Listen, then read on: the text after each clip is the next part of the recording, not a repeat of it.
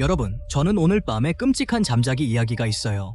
이것은 새로운 인도네시아 공포영화 인우장의 이야기이며 실제 사건을 바탕으로 가장 좋은 이야기이다. 이야기는 결혼을 앞두고 있는 한 부부로 시작된다. 가장 중요한 결혼식이 다가오고 있을 때 한 사람이 이슬람 기숙학교에 빠져 오래된 금지책의 몇 페이지를 찢었다. 이 페이지에서 수세기 전에 흑마법이 열려 반년 정도 후에 임신한 신부 살마를 노렸다고 한다. 그녀와 남편이 이사하는 동안 욕실에서 이상한 소리가 들려왔다. 갑자기 아무도 건드리지 않고 욕실 히터가 켜지고 병이 옆에 신비한 병이 나타났다. 그것은 평범한 일이 아니라 마술사가 남긴 일이었다. 병이 깨지자마자 수백 마리의 바퀴벌레 유충이 나왔다. 그래서 사르마는 최근에 이상한 일이 벌어진 탓에 그 집을 나가고 싶었다. 남편과 이야기를 나눈 후 두 사람은 이제 시어머니의 집으로 이사하는 것이 좋겠다고 결심했다. 어쨌든 살마는 임신했고 그녀는 돌봐야 한다. 그러나 그들이 집을 나가자 창문 위에 끔찍한 그림자가 나타났다. 결국 세 사람은 모두 집으로 돌아왔다. 그녀의 남편 아마는 성공한 전문가였고 살마의 가장 친한 친구 인드리도 종종 그녀와 함께 살았다. 살마와 그녀의 남편 아르만이 새 집으로 이사한 첫날 밤, 살마는 평소처럼 잠들기 전에 기도문을 외우기 시작했다. 아르만도 방 안으로 들어왔다. 하지만 이상하게도 그가 뒤를 돌아보니 그곳에 없었다. 사실 아르만은 이미 방으로 돌아왔다. 인도네시아의 종교. 더 깊어요. 아이들은 하나님이 가장 위대하신다고 믿는다. 그 역시 확신이 있어서 아르만과 함께 앉았다. 그러나 폭풍우가 난 밤에 그의 잠은 갑자기 거대한 번개와 천둥 소리로 깨어났다. 눈을 떴을 때 천장에서 묘하게 긁는 소리가 들리더니 뚝뚝 떨어지는 피가 그의 배꼽에 바로 떨어졌다. 꿈인 줄 알았지만 시계를 보니 벌써 밤 12시였다. 그래서 그들은 부정적인 힘이 가장 강력하다고 말한다. 살마가 누우려고 하는데 갑자기 이불이 솟아올랐다. 그 안에 정말로 악한 영혼이 있다. 겁에 질린 탓에 비명조차 지르지 않았고 옆에서 자고 있던 아르마는 잠들어 있는 것처럼 보였다. 마침내 그는 마울라나 삼촌 중 한 명을 불러 도움을 요청하여 아이들을 위해 기도하면서 그 여자의 영혼을 억누르게 할 수 있도록 했다. 그런데 마치 머리 위에 불빛이 빠르게 깜박이기 시작했고 바깥 하늘에 천둥과 번개가 점점 커졌다. 그들은 밤새 집에서 기도하고 떠났다. 그때 근처에 살고 있다며 살마를 만나러 기도하러 온 신비한 여인이 왔다. 하지만 그녀의 말을 보아하니 그녀가 고부 사이에 균열을 만들려고 하는 것이 분명했다. 가다. 다음에는 내 가구를 망가뜨릴 필요가 없다며 비웃었다. 그날 이후로 당신은 집에서 이상한 징후를 발견했습니다. 다음 날 살마는 부엌에서 일하는 동안 그녀는 시어머니가 누군가에게 불평하는 것 같았다. 내장을 먹이고 싶지 않으면 왜 요리하는 거야? 하지만 뒤를 돌아보니 시어머니는 침묵했다. 며칠 후 남편에게 밥을 가져다 주러 사무실에 갔는데 빨간 옷을 입은 예쁜 여자가 나오는 것을 보았다. 언뜻 보면 그런데 내가 들어갔을 때 내 가장 친한 친구도 거기에 앉아 있었다. 나는 빨간 옷을 입은 여자가 그의 비서일 수도 있다고 의심한다. 어쨌든 부부의 관계는 항상 튼튼했고 가장 친한 친구는 항상 그녀의 곁에 있었다. 이 모든 가운데 살마의 시선이 집의 다락방으로 몇 번이고 돌아갔다. 그는 그 위에 무언가가 숨겨져 있다고 생각했다. 다락방에서 들려오는 소리에 시어머니는 서둘러 위층으로 올라갔지만 아무것도 보이지 않았다. 그리고 나서 사르마의 다른 친구가 인도하기 시작했다. 그녀는 모델 가게에서 일하며 자주 배달하러 온다. 시간이 지나면서 그들은 좋은 친구가 되었다. 그날 모델의 거울에 손이 가볍게 베어진 살마의 모습이 그녀의 숨결에 끌려왔다. 그때부터 두 사람 사이에 의심의 씨앗이 생겼다. 그날 밤 아르만이 집에 돌아왔을 때 살마는 그에게 모든 이야기를 들려주었다. 위층으로 올라가서 확인했다. 알고 보니 오래된 물건의 무더기였다. 여자나 유령의 흔적은 발견되지 않았다. 이렇게 끝났다.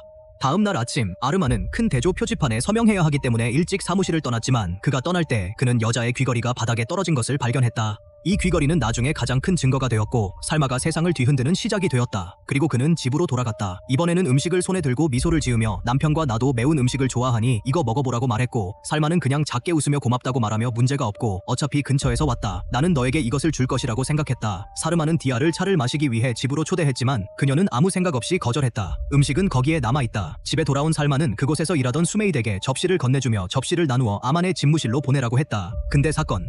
그가 삼촌에게 도착했을 때 그는 그의 문제를 알려주고 음식을 맛보러 데려갔다. 상자를 열자마자 그 안에는 벌레에 썩은 생간이 가득했다. 아르만의 집무실에서도 마찬가지였다. 디에게 아무것도 문제가 없다는 것이 분명했다. 집에 돌아온 후 온 가족이 이 문제에 대해 토론했다. 살마는 패그를 숨에다가 직접 만들었고 아르만이 원했기 때문에 중간에 누군가가 음식을 바꿨다고 생각했다. 음식을 먹는 사람이 없으니 이렇게 끝이었지만 살마는 부끄러움과 분노로 가득 차 있었다. 어떻게 남편에게 음식을 가져다 줄 수 있을까요? 누군가가 의도적으로 그것을 바꾸었다고 확신한다. 아르만은 그를 진정시키려고 애썼다. 그녀를 놓아주었지만 그녀는 내면으로 무너졌다. 그녀는 어쩌면 임신 중에 얼굴이 나빠졌을지도 모르고 남편이 예전처럼 그녀를 사랑하지 않는지도 모른다고 생각하기 시작했다. 비밀이 좋을 때 쓰레기를 버리러 나가는데 근처에 있던 가로등이 깜박거리다가 뒤에 검은 옷을 입은 그림자가 서 있었다. 같은 흑마법의 그림자가 살마의 침대에 누워 있었다. 그녀는 남편과 가까이 다가가고 싶었지만 아마는 피로를 핑계로 그녀를 피했다. 다음 날 아침 날씨가 서서히 바뀌었다. 수메다는 밤에 보았던 것을 그녀에게 말했지만 노부인은 완전히 믿지 않았고 집의 상태를 확인하기 위해 수메에게 버스를 주지도 않았다. 반면 저주는 살마에게 점점 더 영향을 미치고 있었다. 그는 갑자기 집이 무너진 것처럼 이상한 광경을 몇 번이고 보았다. 그 감정이 너무 현실적이어서 그녀는 두려움에 떨었다. 그는 당황하여 아만을 불렀고 나는 무서웠다. 집안에 뭔가 잘못된 것 같았다. 내 소형집도 고장났는데 당시 오만이 회사에 있었어요. 그는 가장 큰 프로젝트의 투자자들을 만나고 있다. 그럼에도 불구하고 그는 전화를 받았고 여보, 내가 말했잖아. 나는 오늘 다알 씨와 회의가 있었고 이것은 매우 중요하다. 알아보세요. 살마는 그저 침묵을 지켰습니다. 가슴이 더 무거워졌고 말을 하는데 갑자기 전화가 끊어졌고 살마가 안녕하세요. 반대편에서 분노한 목소리가 들려왔다. 당신은 절대 나를 신경 쓰지 않았고 나는 당신의 프로젝트가 퍼졌으면 좋겠다. 하지만 사실은 그 단어가 존재하지 않는다는 것이다. 그러나 아르마는 내부에서 무너졌다. 그때 그녀의 가장 친한 친구인 인디라가 기회를 잡았다. 위에서 나를 위로하고 있었지만 그의 의도는 그렇게 순진하지 않았다. 그녀는 다시 집으로 돌아왔다. 그녀는 동정적인 언니처럼 행동하며 남편이 임신했을 때도 그랬다고 말했다. 내 잘못인 줄 알았는데 사실은 다른 여자였다. 그의 말을 들어보세요. 사르마의 마음속에 의심이 점점 깊어졌다.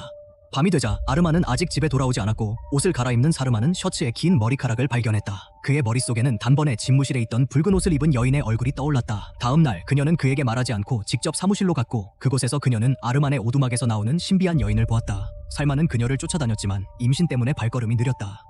그는 따라가지 못했다. 상황을 본 인디라는 곧바로 다가왔다. 도와주려고 했지만 살마가 매서운 어조로 왜 저를 계속 엄호하려고 했습니까? 당신은 진실을 숨기고 싶습니까? 그 순간 그녀는 완전히 깜짝 놀랐다. 누구에게도 청소를 할 기회도 주지 않고 그녀는 화가 난 채 집을 나와 곧장 남편에게 향했다. 분노한 아내처럼 그는 손가락을 들어 나는 아무것도 모른다. 내 눈으로 봤다고 말했다. 여기서 두 사람이 말다툼을 시작했다. 아무도 진정한 두려움이 다가오는 것을 알지 못했다. 집에 돌아오자 사냐는 거울 앞에 서 있었다. 그녀는 보면 그의 마음은 완전히 무너졌다. 사랑하는 남편과 아내는 이제 다른 방에서 잠을 자고 있었고 폭풍우가 몰아치는 밤에 남편도 끔찍한 광경을 보았다. 몽롱한 잠에서 그는 그의 아내가 그의 목에 손을 얹을 것이라고 생각했다. 그는 침묵했다. 다음 날 아침 하녀 수니타는 친구 디아와 함께 그곳에 도착했다. 부서진 집을 보고 둘 다 아무도 살지 않는다고 생각했지만 슈니타는 확신하기 위해 유리 너머로 밖을 엿보기 시작했다. 내부는 조용하다. 그러는 동안 아래층에서 누군가가 문을 두드렸다. 가까운 곳에 있던 산디아가 문을 열고 나와 그녀에게 모든 것을 말해주었다. 문을 두드리는 사람은 실제로 그랬다. 무고한 사냐는 그것에 대해 아무것도 모른다. 경비원과 이웃들에게 물어보았는데 아무도 디이라는 소녀를 알아보지 못했다.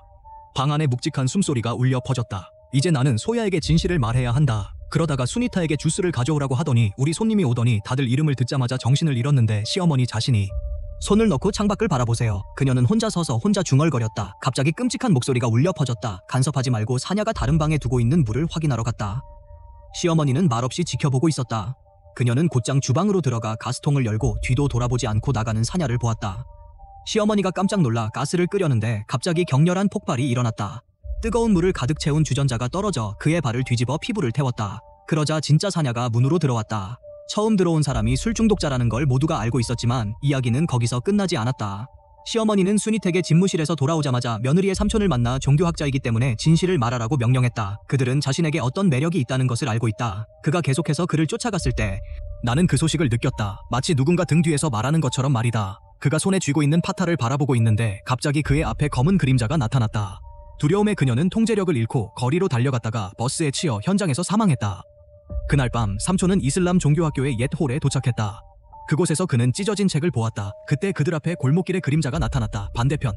나는 경찰로부터 그녀가 더 이상 없다는 소식을 들었다. 그 말을 듣고 시어머니는 마침내 모든 진실을 털어놓고 며느리의 말을 믿었다. 그는 지금까지 벌어진 끔찍한 사건이 거짓말이 아니라는 것을 인정했지만 그가 디다의 이름을 말하자 살마는 믿지 않았다. 그녀는 그녀의 어머니가 단지 이야기를 꾸미고 있다고 생각한다. 그래서 두 사람은 다시 말다툼을 벌였다. 사실을 알기 위해 살마는 바로 디아의 집으로 달려갔다. 그의 눈에는 그 허름한 집이 궁처럼 보였다. 내부는 밝고 밝다. 그가 안으로 들어가자 디아라가 그를 끌어안았다. 그러는 동안 살마의 시선이 서서히 검게 변해가는 테이블 위에 놓인 물잔에 닿았다. 그제야 그는 진짜 게임이 무엇인지 무슨 일이 일어났는지 처음으로 깨달았을까. 그는 더 이상 자신의 정체를 숨기지 않는다. 내가 위에 올려놓은 과일이 갑자기 썩기 시작했지만 그에게는 할 일이 하나 더 있었다. 시어머니에게. 폭풍우가 몰아치는 밤 노부인은 밖에서 빗자루 소리를 들었다. 그가 빗자루를 들자마자 몸에 피가 묻어 있었다. 그 순간 그의 앞에 수니타의 끔찍한 시체가 모습을 드러냈다. 도와주세요. 정부 사이가 안 좋은데도 숨을 죽이고 도망치기 시작했어요. 그녀는 문 앞에서 그를 기다리고 있었다. 그는 사니아를 죽이는 대신 그녀를 놀라게 했다. 빨간 옷을 입은 여자는 실제로 가족을 파괴하기 위한 같은 흑마법의 그림자이다. 가족의 도움이 없이 산니아는 친한 친구 인디라의 아파트에 도착했다. 테이블 위에 아르만의 라이터가 누워있는 것을 발견했다. 의심은 점점 더 깊어졌다. 그러자 아르만이 침실에서 나왔다. 그의 뇌가 바로 잘못된 결론을 내려 너희 아르만 둘이 당황하며 들어봐. 엄마가 기절했어. 나는 그녀를 병원에 데려갔다. 로비에서 인디라가 발견되었지만 사냐가 비명을 질렀다. 나는 충분했다. 나는 이혼하고 싶다. 나는 더 화가 나서 나갔다. 아르만이 그를 따라갔고 사냐는 곧장 마우라나 삼촌의 어머니에게 걸어갔다. 그곳에서 그는 진실을 발견했다. 그곳에서 금지된 책의 페이지가 찢어지고 슈라바가 그녀의 위에 쏟아져 그녀의 결혼이 망가졌다. 삼촌은 즉시 제자들을 모아 밤새도록 잠을 자지 않고 그 흑마법을 끝냈다. 안배했어요. 마울라나 차차는 나무 막대기를 집어들고 쓸어내리기 시작했다. 처음에는 그 악령이 약해지기 시작했던 효과가 눈에 띄었다. 그때 사냐가 남편에게 아만 도와주세요. 하지만 삼촌은 이것이 진짜 사냐가 아니라 술의 작용이라는 것을 즉시 깨달았습니다. 그 순간 그녀가 긴 혀에서 아르만의 모습을 끌어내려던 참이었다. 삼촌은 머리에 손을 얹고 코란의 성경을 읽었다. 기절하여 땅에 쓰러지다. 그녀는 살아남았지만 그녀의 아이들은 살아남지 못했다. 의사들은 밤새 열심히 일했다. 그녀는 마침내 정신을 회복했지만 그녀의 첫 아이는 영원히 잃어버렸다. 몇 달 후 그녀가 완전히 회복되어 집으로 돌아왔을 때 그녀의 삼촌은 다시 기도와 지도를 위해 불려졌다. 이번에도 인디라가 왔다. 사냐는 왠지 모르게 친구를 의심하고 있다는 것을 깨달았다. 둘은 포옹을 하고 사과하며 우정이 다시 시작되었다. 한편 삼촌이 거실에서 티라와트를 하는 동안 인디라는 화장실에 가는 척하다가 슬그머니 사냐의 방으로 들어가 거기서 귀걸이를 집어들었다. 예전에 아만의 옷에서 발견된 것은 실제로 그가 고의로 떨어뜨린 귀걸이였습니다. 사실은 그녀가 결혼식 날에 종교학교에 들어가 금지된 책을 훔쳤다는 것이다. 왜냐하면 그날 몰라 차차가 결혼하려고 했기 때문이다. 그는 그곳에 가서 그 기회를 이용하여 모든 것을 했다. 사실 사냐와 인디라는 한때 같은 종교학교의 학생이었다. 결혼식 날 아만이 일에 바빠서 식사조차 할 시간이 없었을 때 인디라는 억지로 음식을 열어달라고 고집했다. 교대 날에 그는 기회를 보고 사냐의 옷장에 인형을 숨겼고 지금은 같은 게임을 반복했다. 아무도 의심하지 않게 새 인형을 방에 가져오세요. 인디라는 처음부터 아르만을 원했고 흑마법은 그녀가 부부를 헤어뜨릴 수 있는 무기일 뿐이라는 것이 분명했다. 결국 이야기는 여기서 끝났다. 그래서 감독님이 예상보다 공포 장면이 적어서 속편에서 오픈 엔딩을 선택했는지도 모른다.